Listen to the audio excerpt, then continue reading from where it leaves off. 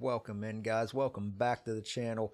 I am Deus Ex Machina. This is Dim Sports. We're talking all things West Virginia Mountaineers and, just some regular college football, college sports stuff. And that's going to be one of those videos today. We're going to talk about the college football playoff system.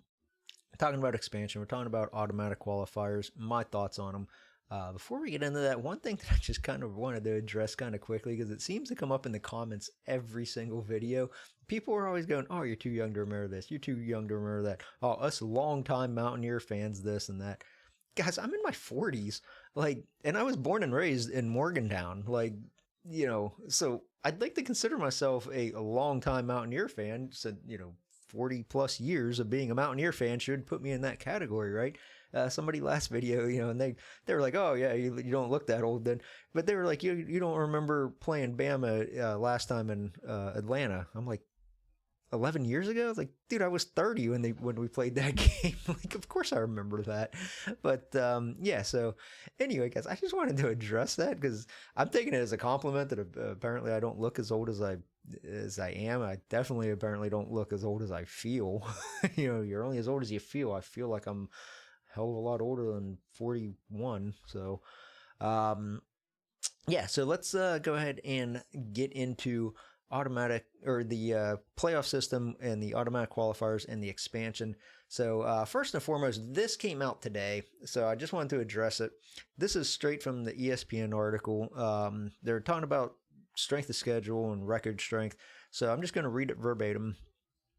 In the current schedule strength metric, more weight will now be applied to games against strong opponents.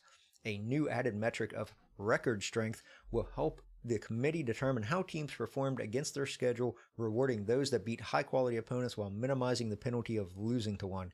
These changes will also provide minimal reward for beating a lower-quality opponent while imposing a greater penalty for losing to one. Woo! Isn't that what they always like? What were they talking about before? I mean, record strength. I mean, isn't that what they should have been looking at before? Who you beat, who you lost to.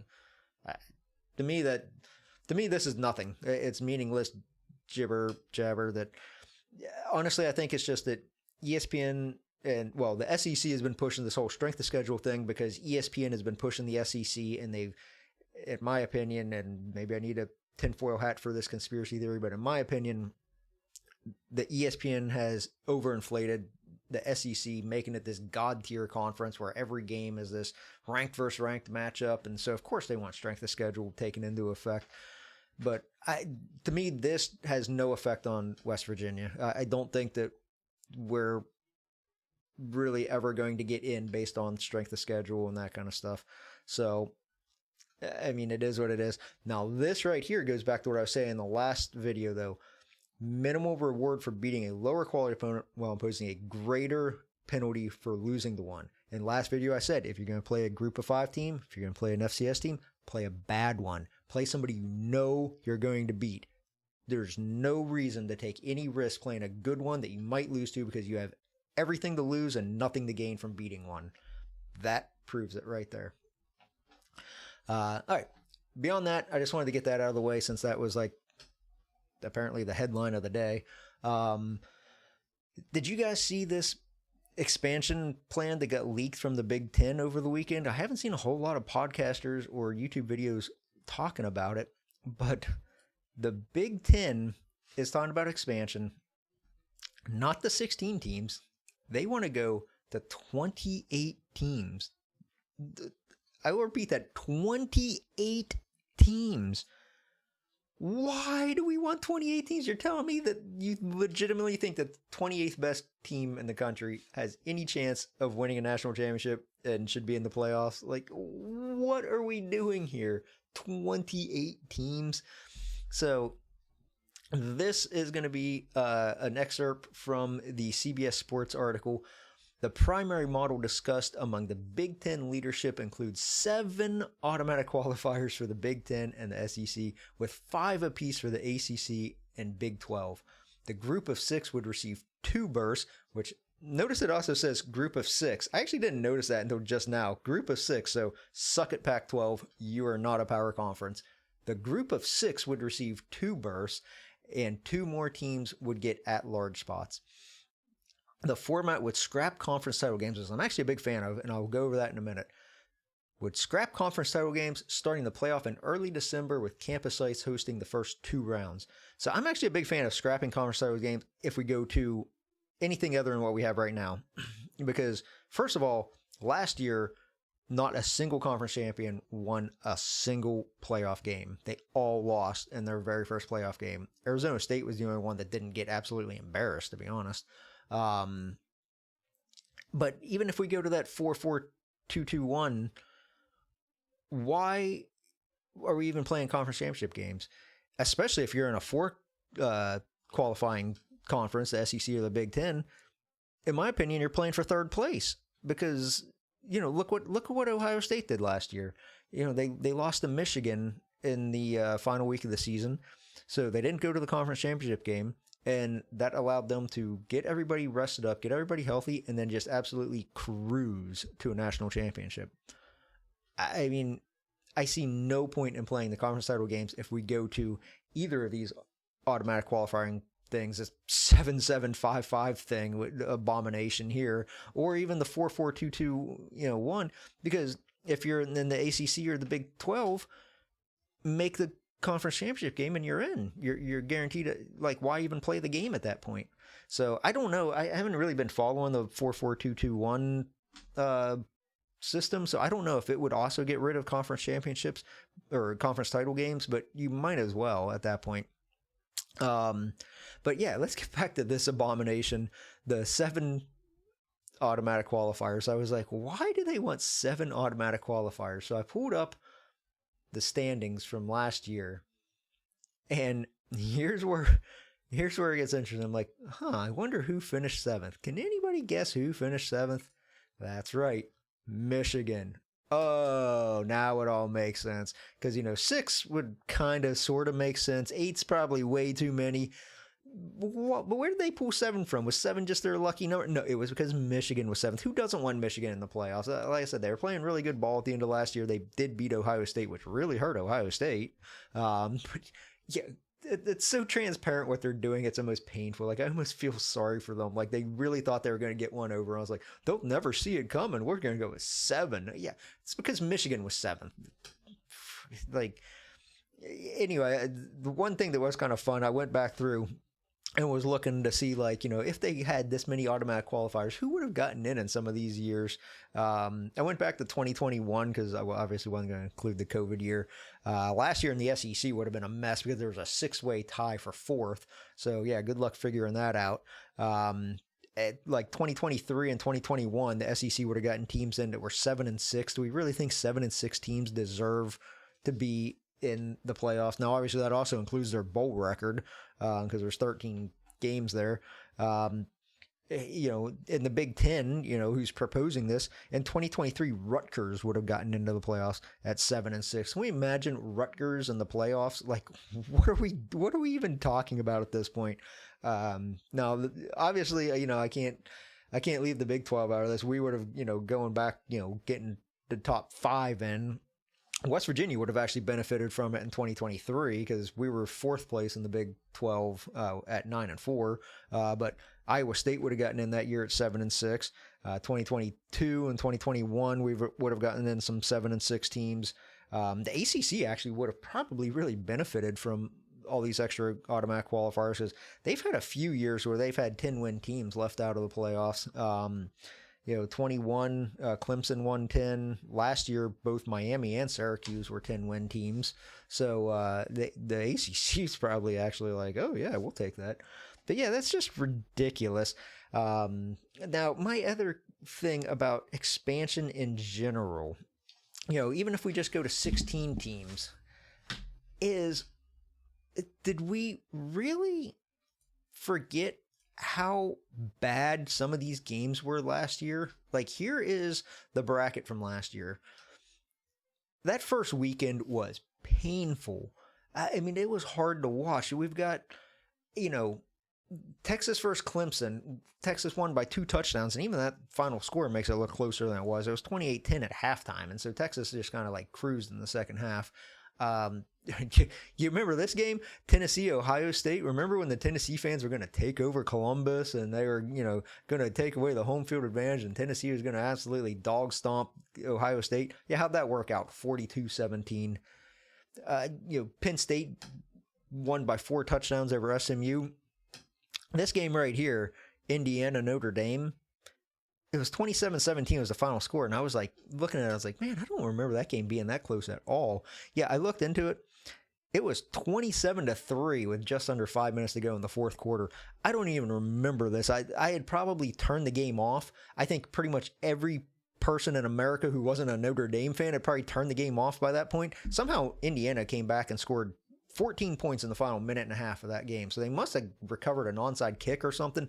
Like I said, I had almost certainly turned the game off at that point. It was 27-3 with 5 minutes to go. I had probably switched over to something else.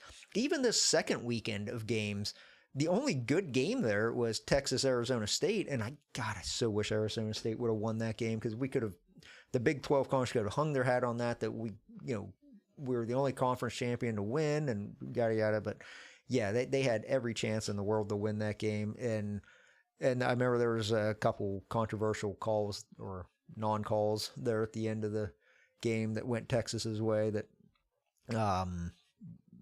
could have swung it. But yeah, but I mean, all these other games, they were all double-digit wins. Oregon, the Big Ten champion, got blown out by Ohio State. Penn State blew out Boise State. Even Notre Dame, Georgia wasn't that competitive. So why do we want more of this? Why do we want to go to 16 teams or, God forbid, 28 teams? Like, until we start getting some decent games here, I don't want to just see more mediocre teams playing crazy good teams. I don't want to see a 16 team playing the number 1 team and losing by 4 touchdowns. Like, this isn't college basketball. This isn't March Madness where you get a bunch of upsets in that first round. You get 12-5 upsets and 13 fours and stuff. That's not going to happen in college football. Not near as often or to the extent that it happens in basketball. I think it's going to pretty much, I do think they need to redo this automatic qualifier system so you don't get teams like, again, I feel bad harping on Arizona State because they were the only one that was even competitive, but Arizona State was ranked like 16th or something like that going into the playoffs, and they came in as the 4 seed just because of the way the automatic qualifiers are. They do need to revamp that. And I do think that if Arizona State would have played, Clemson or, one of these other teams, Indiana, SMU, pretty much any of these other teams, I think they would have won. Tennessee might have given them trouble, but even though they got destroyed by Ohio State, but I think that just speaks more to how good Ohio State was. But, they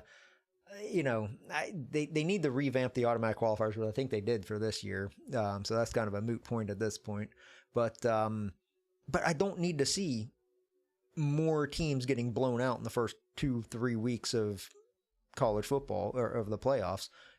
Just honestly, if I had it my way, I would regress this some. Instead of expand, I would, whatever the opposite of expansion is, retraction or whatever, I'd go back to 8 teams, because I really do think that once you get outside of the top 8, those teams don't deserve to be in the playoffs and don't have any realistic chance of winning. But that would be my thought process on it. Let's stick with 12 for at least one more year, see if we get some competition in the first week or two, and then let's start talking about expansion. Otherwise, leave it be. I mean, don't expand just for the sake of expansion. It also kills bowl season. I used to love bowl season, and anymore, so many teams are getting into the bowls that, or into the playoffs, that a lot of the bowls, you get these, what used to be like marquee bowls that now have like the 5th place Big Ten team playing the, 4th place SEC team. That's like, nobody cares about that. That used to be like the 2nd place teams or whatever. And you got so many people sitting out of bowl games anymore. But I really think that that's actually what's going to happen if we go to all these automatic qualifiers. Why would you even play non-conference games? If you've got all these automatic qualifiers, what's the point of the non-conference schedule? Just finish in the top 4 or top 7 or whatever. It basically turns the non-conference season into a glorified bowl season. I think you're going to have players. I don't necessarily know if they would like sit out, but if I was a coach, I definitely wouldn't be playing my starters the whole game and risking them getting injured and stuff to play a meaningless, game in August or September, early September, whenever I know that if I just finish in the top 4 or 5 or 7 or whatever of my conference that I'm getting in anyway. Why even schedule non-conference games? People are trying to play it the other way, going, oh, well, if there's all these automatic qualifiers, teams will be more apt to schedule big non-conference games because it won't hurt them getting in. Okay, schedule them all you want, but if the starters don't play and half the team sits out, it's still not going to be very exciting. It's still going to be an exhibition game. The bowl games, there are some really great bowl matchups, and then nobody shows up. Last year, I would have loved to have seen, not last year, I guess it was 2 years ago, I would have loved to have seen that Georgia-Florida State game. It should have been so good. Florida State should have came in. They're all fired up that they didn't get into the playoffs, even though they were undefeated. Instead, 3/4 of the team sat out, and they got absolutely slaughtered. And I was kind of glad to see it happen, because I was like, if your team's going to sit out, then you deserve to get slaughtered. If I was Georgia, I would have ran the score up to 150. I would have, because I would have been like, screw you. But, last year, there was Alabama, Michigan it actually did kind of turn into a good game. But, again, half the team sat out.